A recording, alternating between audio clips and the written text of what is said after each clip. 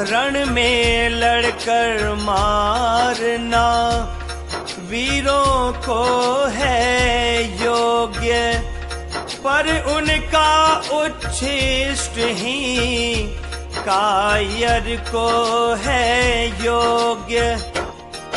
पहले तो रण में लड़कर ही योद्धा गण नाम कमाते हैं, पर पीछे से मैदानों में कायर गण लूट मचाते हैं।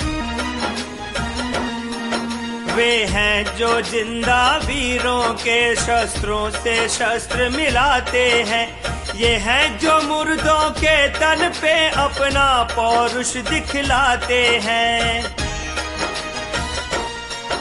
योद्धा कायर दोनों नर है, पर भेद यही है पड़ा हुआ।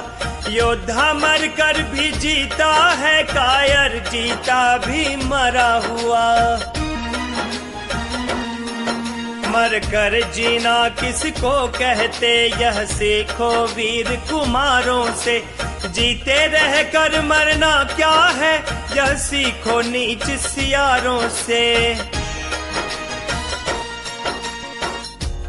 वीर कभी मरता नहीं जग में किसी प्रकार, कायर मरता है यहाँ पर कितनी ही बार।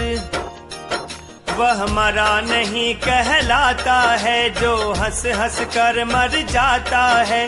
वह मरा नहीं कहलाता है जो नाम अमर कर जाता है।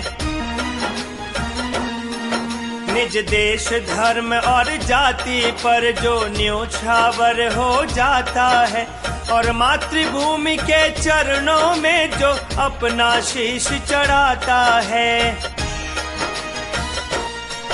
कुल ललनाओं की इज्जत जब जाने का मौका आता है, तो जो प्राणों का मोह छोड़ पानी सा खून बहाता है।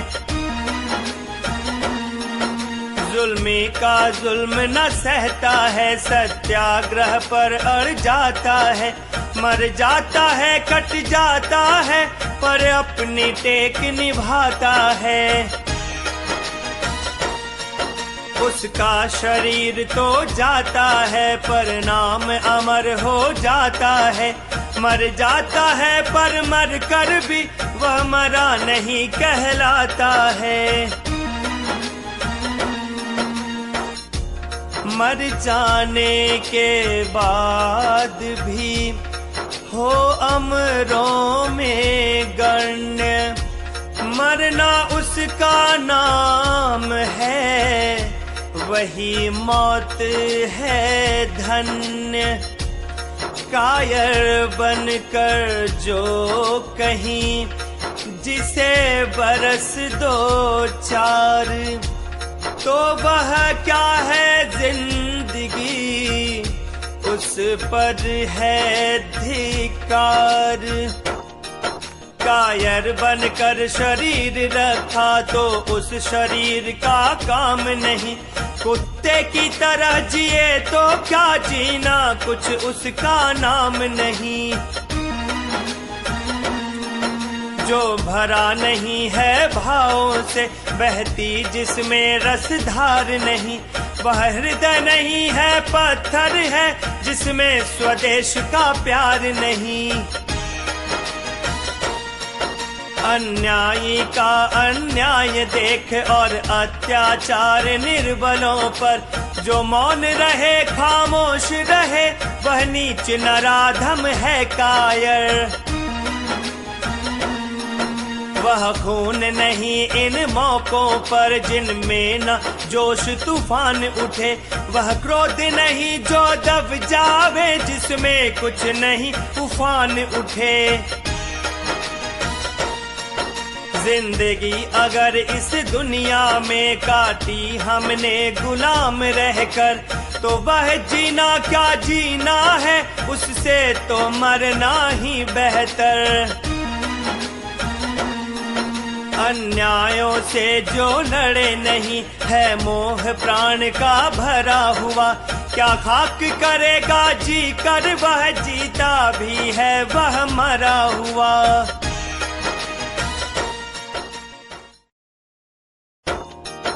जो जन्मभूमि की सेवा से डर कर पीछे हट जाता है, वह जिंदा रहकर भी जग में हरदम मुर्दा कहलाता है।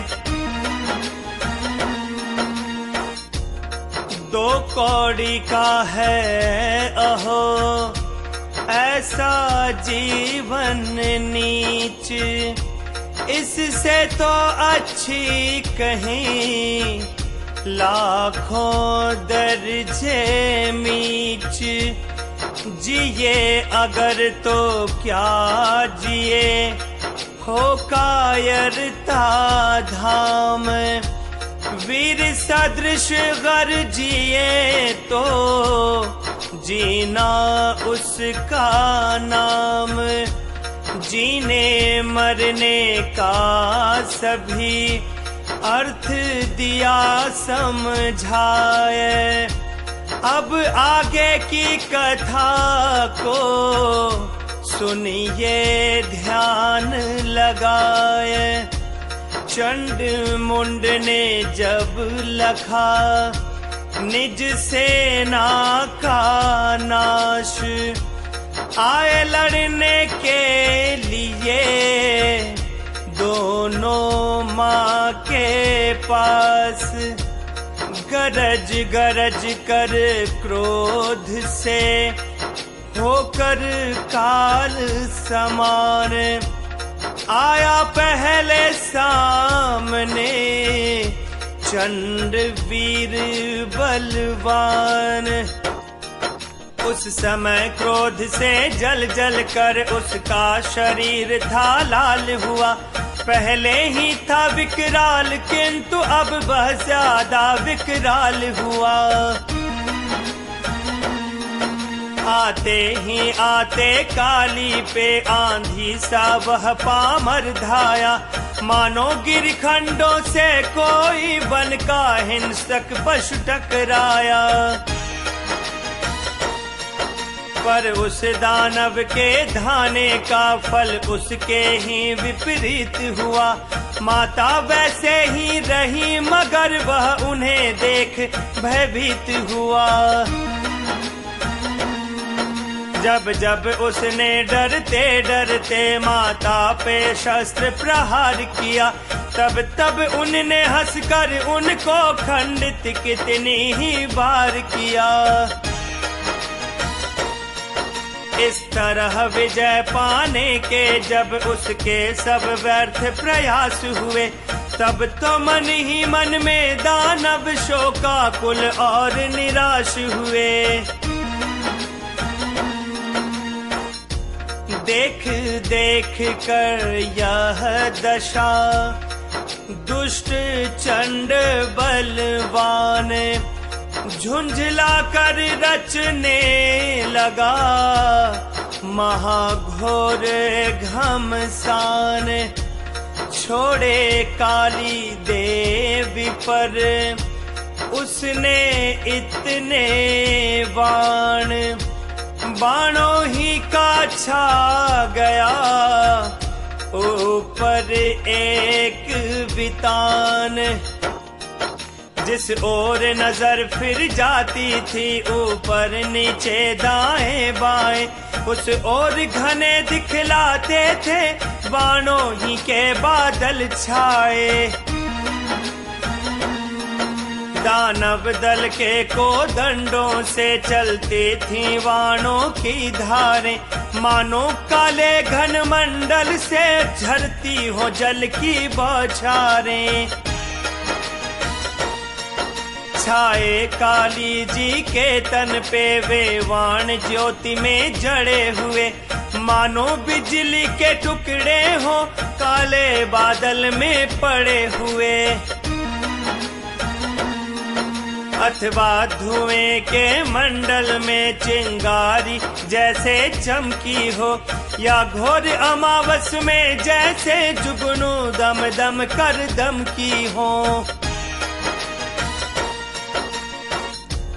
बरसाए जब चंड ने माँ पे इतने बाण, तभी सभी सुरवृंद के सूखे भय से प्राण।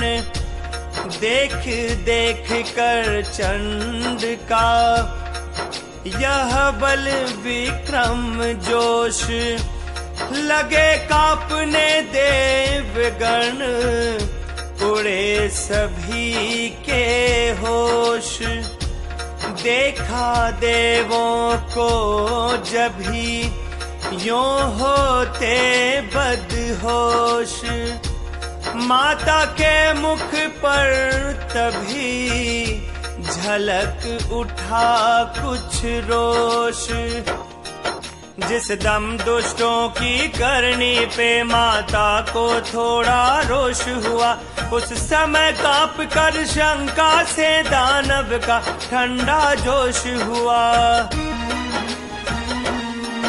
अब तक जो बहुत चहकता था वह दानव दल खामोश हुआ, और देवों की मंडलियों में जय माँ का घोष हुआ। अब तक सूरज के आगे एक काला बादल सा छाया था, जिसने उसकी उज्ज्वलता को थोड़ा सा मंद बनाया था। पर अब जब क्रोधित हो मन में वह सूरज जरा प्रचंड हुआ, तो वह बादल का टुकड़ा भी जल जल कर सत्वर खंड हुआ।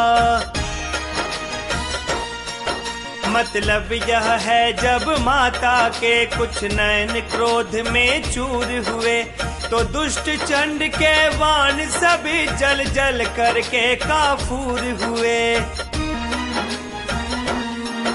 आगे जब तक कुछ ठंडी है तब तक वह सब सह लेती है, पर जहाँ वहीं कुछ तेज हुई सब जला खाक कर देती है।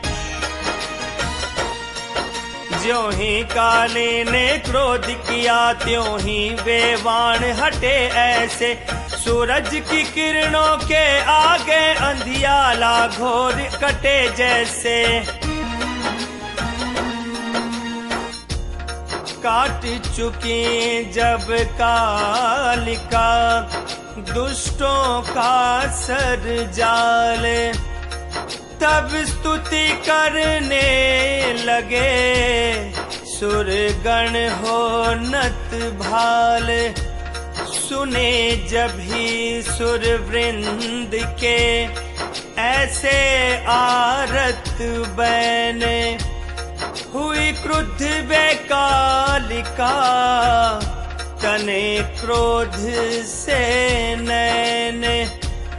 दुष्टों का अन्याय सुन हुआ उन्हें संताप, उनके वध के वास्ते शीघ्र संभाला चाप।